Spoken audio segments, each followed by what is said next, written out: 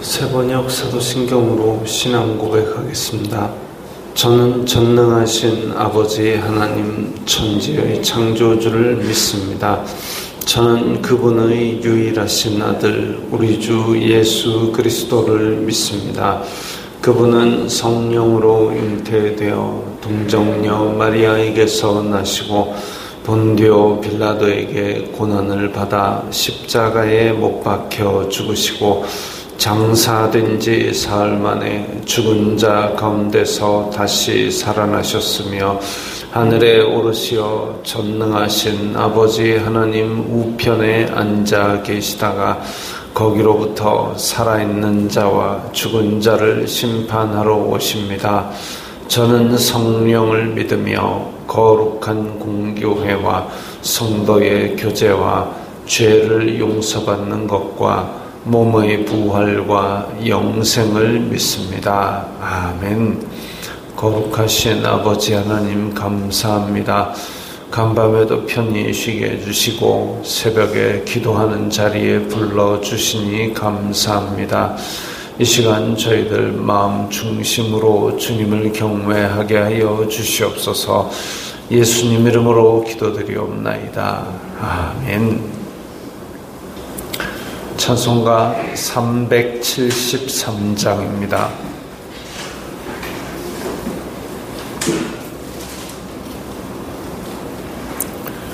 찬송가 373장입니다.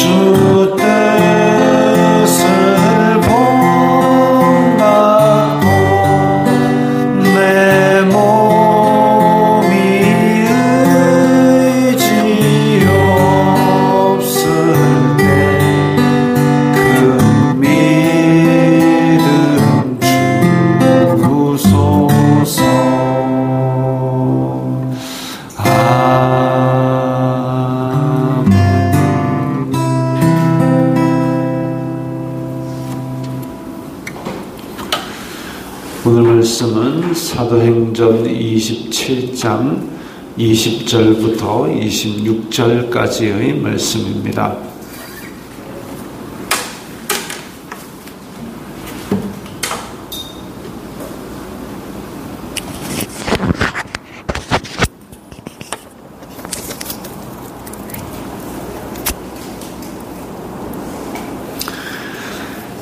사도행전 27장 20절부터 26절까지의 말씀 함께 읽겠습니다. 여러 날 동안 해도 별도 보이지 아니하고 큰 풍랑이 그대로 있음에 구원의 여망마저 없어졌더라. 여러 사람이 오래 먹지 못하였음에 바울이 가운데 서서 말하되 여러분이여 내 말을 듣고 글에 대해서 떠나지 아니하여 이 타격과 손상을 면하였더라면 좋을 뻔하였느니라. 내가 너희를 권하노니 이제는 안심하라. 너희 중 아무도 생명에는 아무런 손상이 없겠고 오직 배뿐이리라. 내가 속한 바 곧 내가 섬기는 하나님의 사자가 어젯밤에 내 곁에 서서 말하되 바울아 두려워하지 말라. 내가 가이사 앞에 서야 하겠고 또 하나님께서 너와 함께 항해하는 자를 다 내게 주셨다 하였으니 그러므로 여러분이여 안심하라. 나는 내게 말씀하신 그대로 되리라고 하나님을 믿노라. 그런즉 우리가 반드시 한 섬에 걸리리라 하더라. 아멘. 자, 2000년 전에 큰 풍랑 가운데에 돛담배 하나가, 물론 이제 규모는 큽니다. 한 300명 탈 수 있는 큰 배가 있는데, 그런데 아무리 그 300명이 탈 수 있는 배라 하더라도 이 풍랑이 와가지고 한번 뒤흔들어 놓으면 동력이 없으니까, 그러니까 그야말로 어디로 갈지 알 수 없이 휘청거리는 신세가 됩니다. 근데 그게 하루 이틀에 끝난 게 아니라 여러 날 동안 해도 별도 보이지 않고 그야말로 먹구름 속에서 비바람 몰아치고 아래는 파도가 쳐가지고 배가 계속 요동치고 그런 상태입니다. 그런 상태에서 먹을 걸 어떻게 해 먹겠습니까? 지금 제자리에 서 있기도 곤란한 지경인데, 그래서 지금 그 배에 있는 사람들이 휘청거리고 쓰러지고 오래 먹지 못한 상태로 그렇게 이대로 죽는가 보다.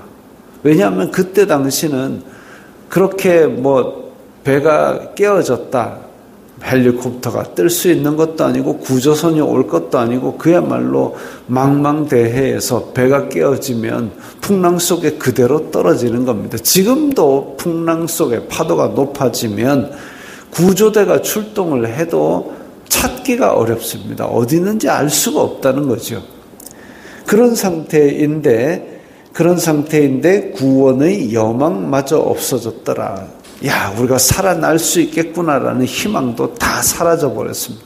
그냥 이대로 죽는구나라는 절망이 모든 사람을 사로잡고 있을 때, 예전에 실존 철학자 케르케고르가 이 절망은 죽음에 이르는 병이라 그랬습니다.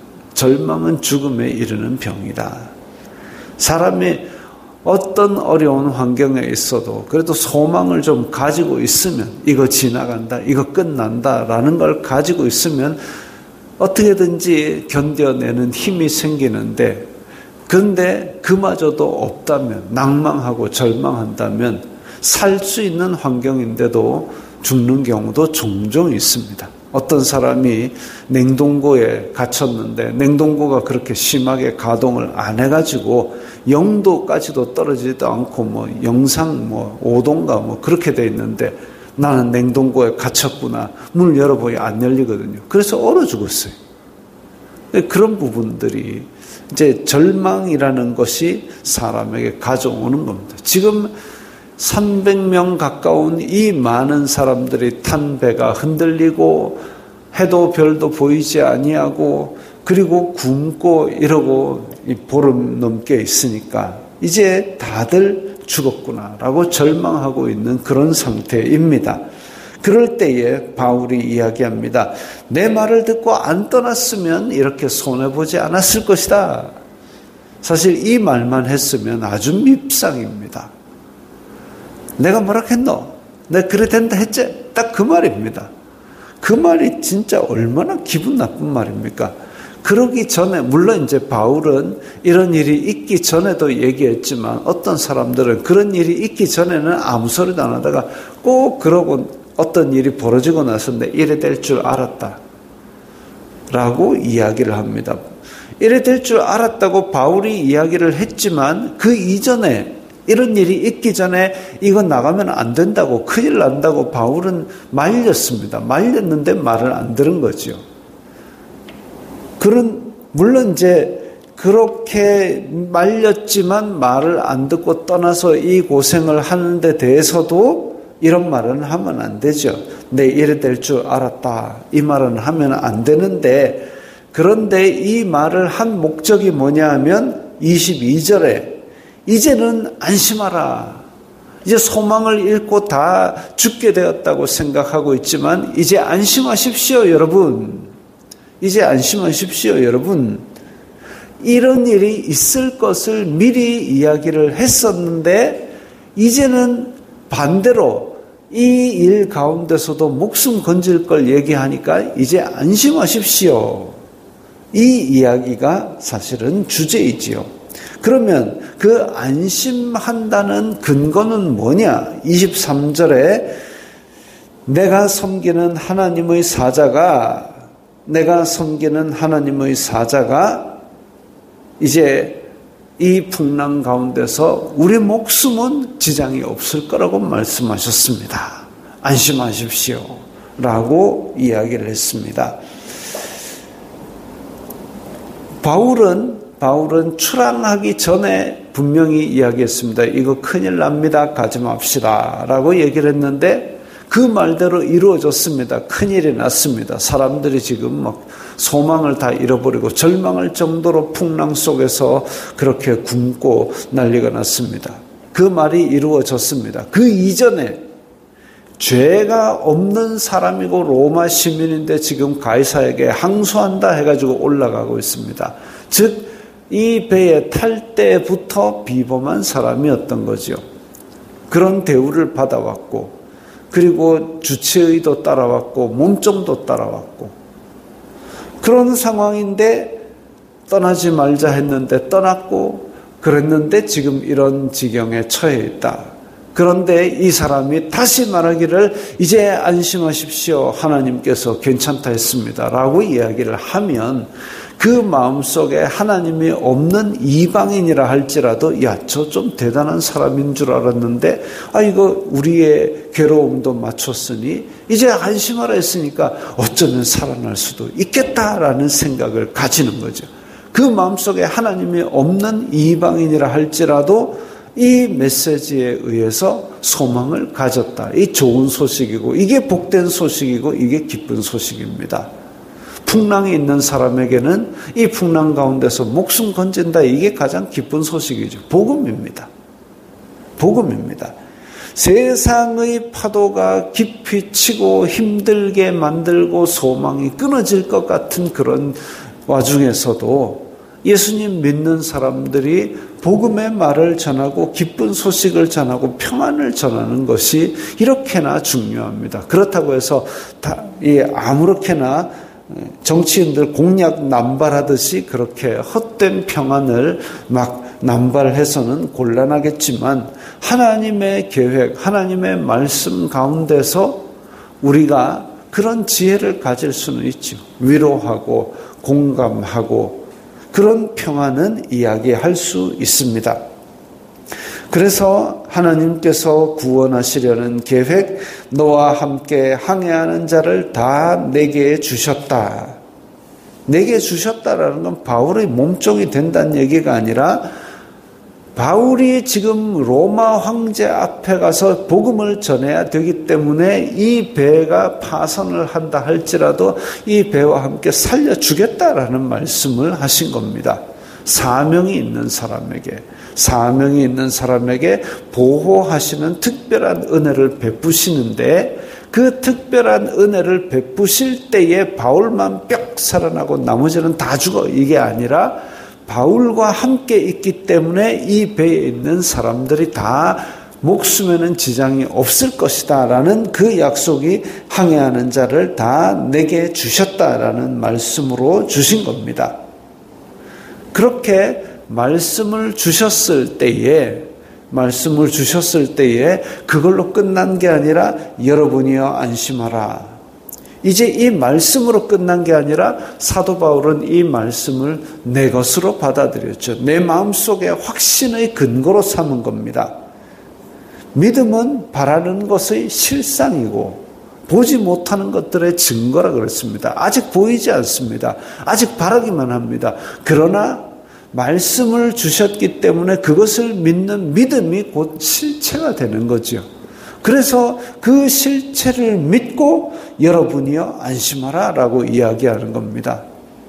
나는 내게 말씀하신 그대로 되리라고 하나님을 믿노라.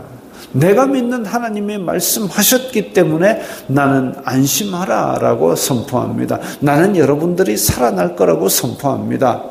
그렇게 하나님을 믿는 믿음을 지금 이 풍랑 가운데 때를 얻든지 못 얻든지 풍랑 가운데 소망도 없고 해도 달도 별도 보이지 아니하고 굶어가지고 보름이 지났는데 이 사람들에게 안심하시오라고 복음을 전하는 겁니다. 하나님을 믿노라는 믿음을 전하는 겁니다. 믿음이 실체이기 때문에. 그래서 바울은 하나님의 사자가 주신 말씀으로 확신하고 그걸로 이 270명이 넘는 사람들에게 평안을 전하고 위로를 전하고 소망을 전했습니다. 우리가 일상생활을 살아갈 때에도 마찬가지죠. 우리 속에는 삶에서 수도 없는 풍랑과 그리고 고난과 그리고 절망들이 그런 파도들이 우리와 우리 주변의 사람들을 위협하고 사망의 그런 입을 벌려서 달려듭니다. 마귀가 우는 사자와 같이 우리를 넘어뜨리려고 하고 할 수만 있으면 택한 자도 삼키려고 하고 또한 그런 것들 때문에 우리가 때로는 시험에 들기도 합니다.